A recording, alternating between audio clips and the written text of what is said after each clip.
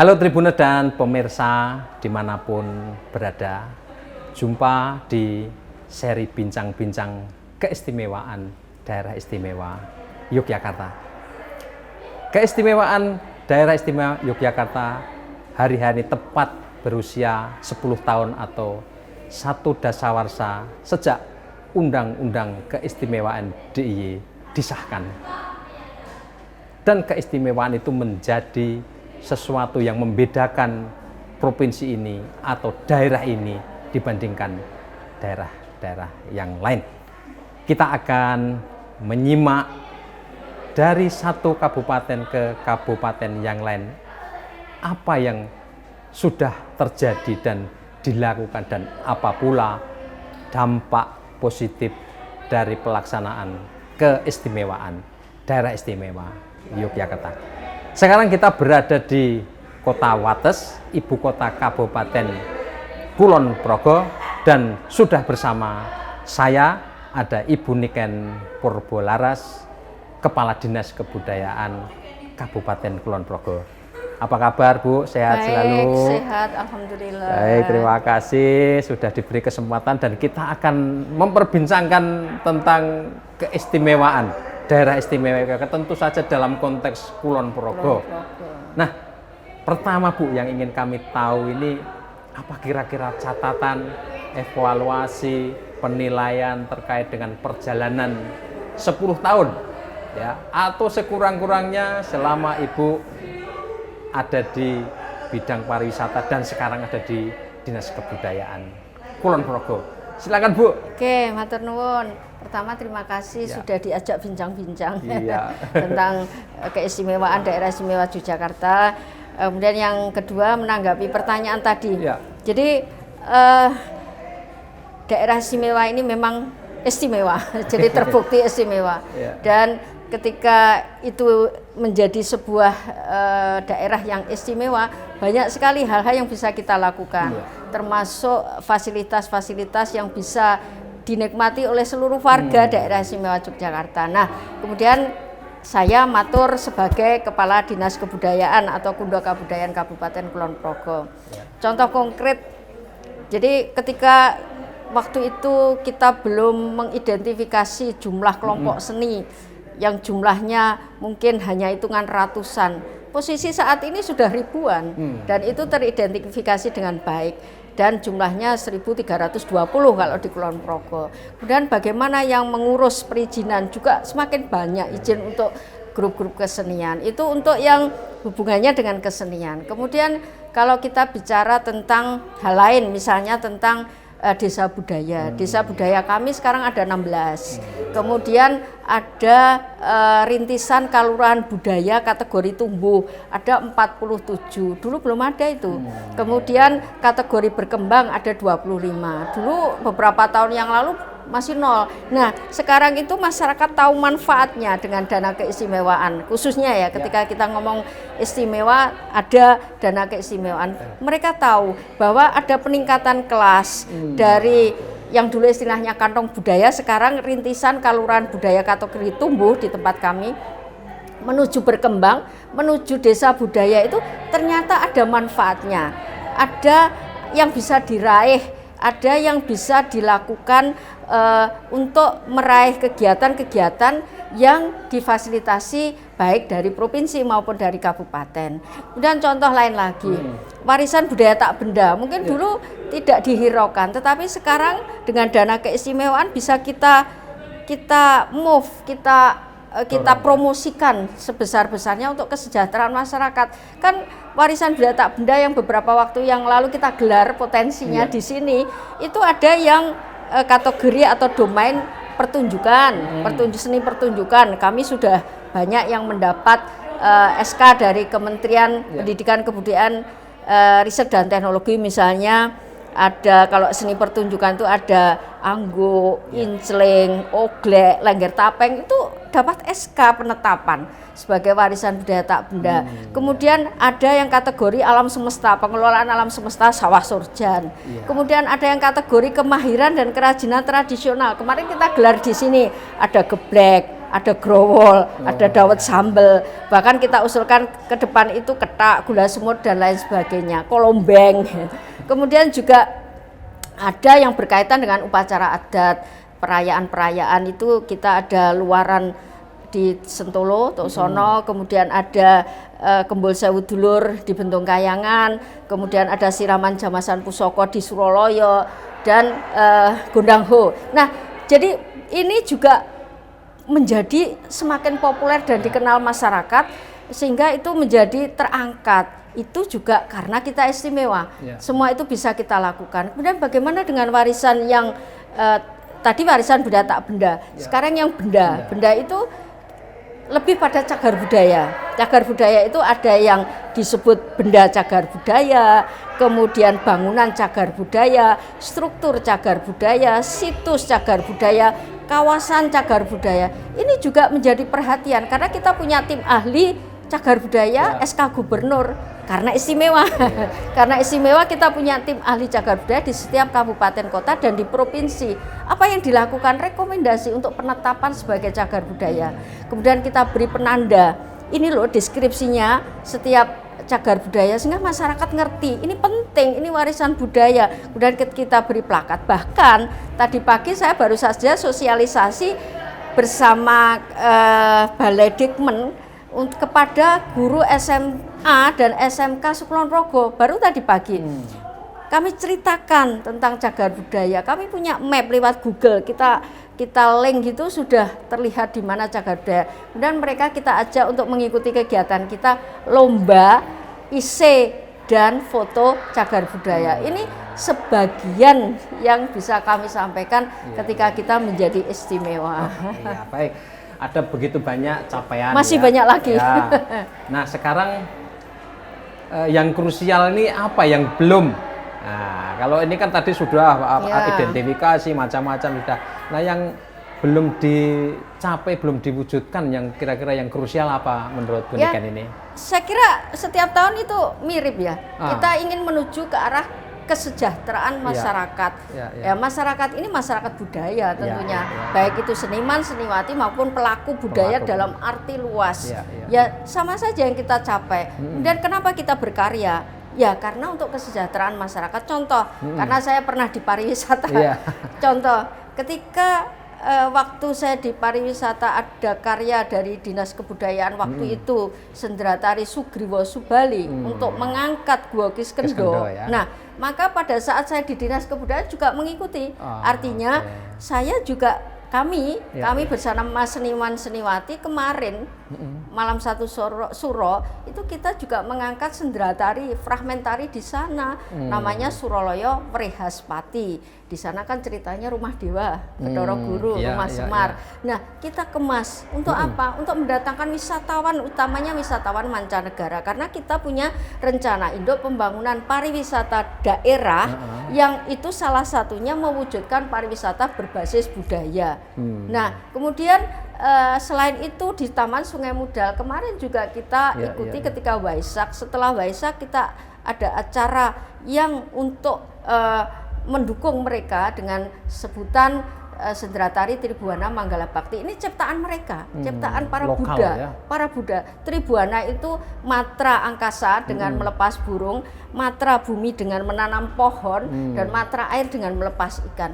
Nah, ini ibadahnya tidak diganggu, tapi setelah itu wisatawannya banyak sekali menyaksikan upacara Buddha itu Waisak yang dari kejauhan, tapi setelah itu mereka bisa menikmati seni budaya yang ada di Kulon Progo. Intinya ke depan kami tetap ingin berkreasi, berkarya yang semua itu untuk kepentingan pemajuan kebudayaan di Kabupaten Kulon Progo. Kita berpegang pada Undang-Undang Pemajuan Kebudayaan, di mana objek pemajuan kebudayaan itu tidak hanya seni loh, mulai dari seni tradisi, manuskrip, adat istiadat, bahasa sampai pada permainan tradisional. Besok Minggu kita mengadakan lomba permainan tradisional tingkat kabupaten antar Kapanewon, namanya Ngelarak Blara. Ini juga karya baru, karya baru waktu Dinas Kebudayaan saat itu. Kemudian di Perda S kita juga sangat terinci yang namanya objek pemajuan kebudayaan yang bersumber pada kadipaten, kesultanan dan masyarakat. Itu yang kita ikuti. Pokoknya kita itu ikuti apa yang menjadi pedoman kita, mulai undang-undang, kemudian Perdais sampai pada grand design yang sudah dibikin oleh provinsi untuk kabupaten kota. Pokoknya selaras dengan apa yang sudah diprogram di pemerintahan daerah ya. Kemudian ini kan tentu perjalanannya kan ya nggak mulus-mulus selalu ya Bu ya. Tantangannya apa Bu? Ya selama ini membangun kesadaran masyarakat, menggerakkan. Nah ini problem-problem real yang secara umum di tantangan itu tidak ada, karena justru mereka sangat bersyukur dengan keistimewaan yang diperoleh dengan perjuangan yang jujur saya tidak ikut memperjuangkan waktu itu, saya masih di Dinas Perindak. Jadi waktu itu kan para pelaku budaya, seniman-seniwati memperjuangkan supaya daerah istimewa ini jadi istimewa, benar-benar diperjuangkan sehingga muncul undang-undang keistimewaan itu. Nah, ini tantangan secara umum tidak ada. Mereka justru menyambut gembira. Apalagi ketika kita gaungkan selama 10 Agustus sampai 10 September kita memperingati undang-undang keistimewaan dasawarsa, undang-undang keistimewaan ini semuanya greget, semuanya greget ya untuk ikut apa ya, meramaikan. Bahkan kami juga ditugasi mengirim beberapa kontingen kesenian beberapa kali, baik di Hotel Mutiara yang sedang ada pameran maupun ketika pembukaan dan penutupan. Semuanya senang, semuanya dilakukan dengan apa ya, dengan semangat, dengan baik. Jadi kalau tantangan yang berkaitan dengan pandemi ya kemarin itu, jadi 2 tahun itu kami tidak boleh melanggar protokol kesehatan. Tidak vakum. Jadi ya. kami pendekatan dengan ketua gugus COVID, tim gugus COVID. Jadi alhamdulillah kami dengan dana keistimewaan punya taman budaya ini. Taman budaya ini kan dibangun dengan dana keistimewaan. Sehingga waktu itu kalau kami tidak boleh menimbulkan kerumunan karena COVID, salah satu protokol kesehatan adalah tidak boleh menimbulkan kerumunan, maka kami mohon diizinkan pentas dengan tempat yang terkendali, yaitu di Taman Budaya dan live streaming. Jadi dilihat daring ya Bu ya. Pakai live streaming, kami punya YouTube Dinas Kebudayaan Kulon Progo, sehingga lewat situ, lewat YouTube live streaming kami dan berada di sini, protokol kesehatan itu terjaga. Kami selalu izin, Dinas Kesehatan kami libatkan, BPBD kami libatkan, kemudian Ketua Gugus COVID selalu mengirim Satpol PP untuk mengawasi. Nah, sehingga tidak vakum. Seniman-seniwati ini secara pendapatannya, secara kegiatan beliau tidak blank sama sekali. Jadi ada yang difasilitasi oleh pemerintah.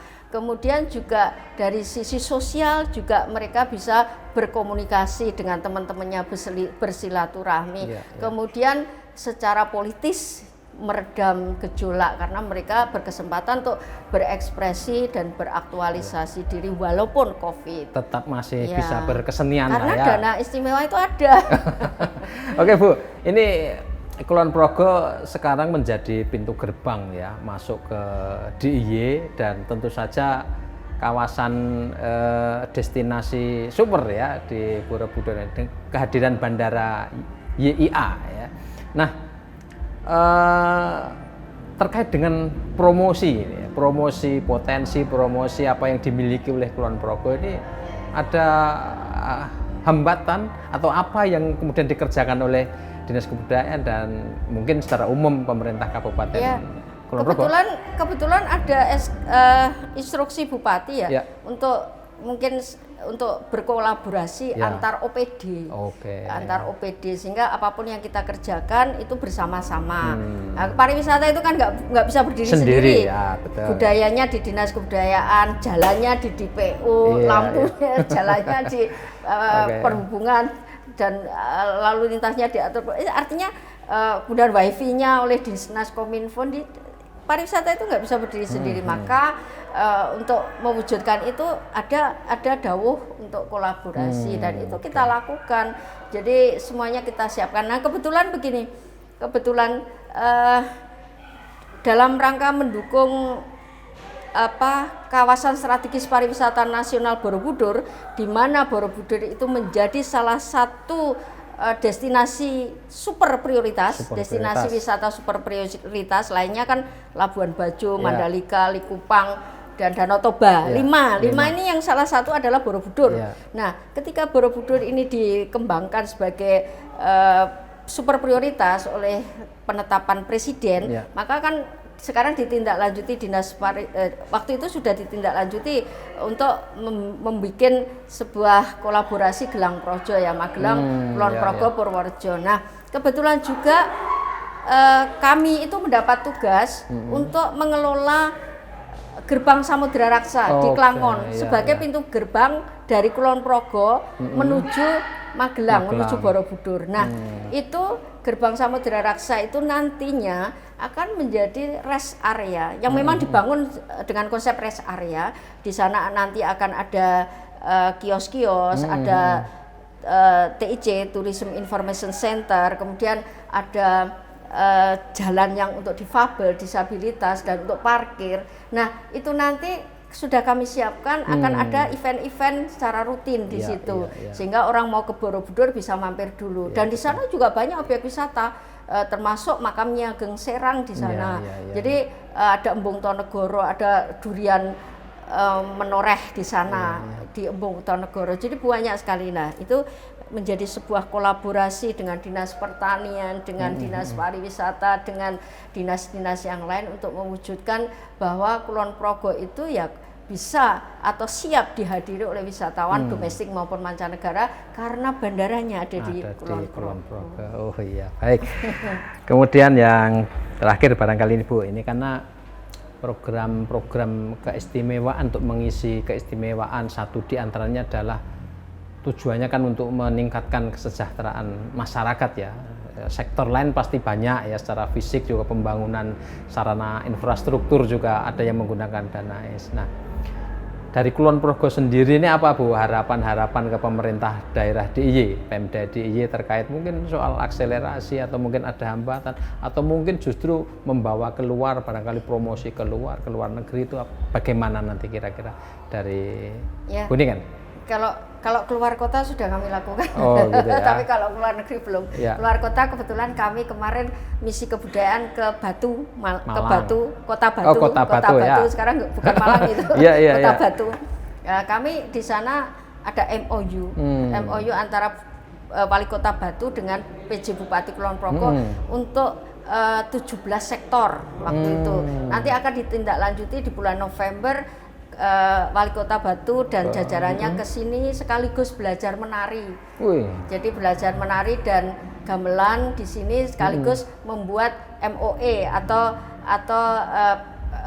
perjanjian kerjasama PKS. Jadi sudah mengerucut ke masing-masing OPD. Nah, ini kalau keluar kota, kalau luar negeri ya kalau bisa ya luar biasa, yuk kita lakukan lagi karena sudah tidak COVID gitu ya. Karena lebih longgar daerah lain tetangga kita agak ke barat kan sudah ke luar negeri. Ya boleh-boleh aja.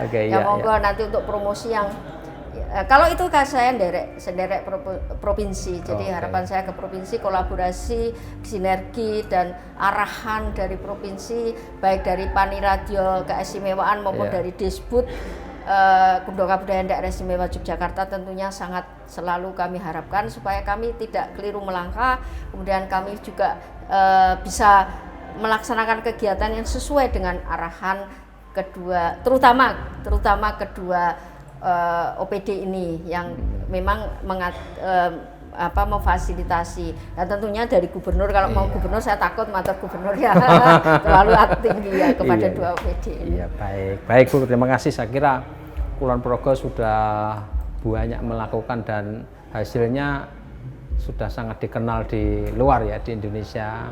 Ya, saya ke beberapa daerah, kalau wisata di Jogja itu ya Kali Biru kayak begitu. Jadi Bukit Menoreh, betul, banyak kuliner muncul. Ikonik begitu. Ya. Dan hari ini kita pameran seni rupa yang untuk seniman Kulon Progo ya, ini ya. Generasi semua. muda, ini khusus generasi muda. Okay. Jadi ini forum seni rupa Kulon Progo mengajak anak-anak generasi muda untuk pameran selama 10 hari di sini. Nanti malam ada wayang kulit. Majelis Luhur Kepercayaan Indonesia Kenduri dalam rangka Suran. Dan besok pagi kita seleksi lukis Kyoto dan seterusnya hari Minggu Festival Ngelarak Barat. Kayaknya kami berusaha semaksimal mungkin memfasilitasi seniman-seniwati dan budayawan hampir di setiap hari dan setiap malam. Wah, apalagi ini sudah semakin longgar ya, maksudnya pergerakan orang, wisata juga sudah mulai rame, bergairah begitu ya Bu ya? Iya, sudah boleh direct nonton langsung, iya. Tapi ya tetap dikawal aparat. Oke, baik. Bu Niken, terima kasih sudah menyempatkan waktu memberi kita penjelasan apa yang sudah dicapai oleh Kulon Progo, Kabupaten Kulon Progo terkait satu dasawarsa keistimewaan daerah istimewa Yogyakarta. Alhamdulillah. Oke, Tribunner dan pemirsa dimanapun berada, demikian bincang-bincang kita bersama Kepala Dinas Kebudayaan Kabupaten Kulon Progo, Ibu Niken Probo Laras, dan terima kasih sudah menyimak. Kita akan jumpa lagi di seri bincang-bincang berikutnya di kota lain di daerah istimewa Yogyakarta. Terima kasih. Salam Rahayu, salam budaya. Lestari budaya.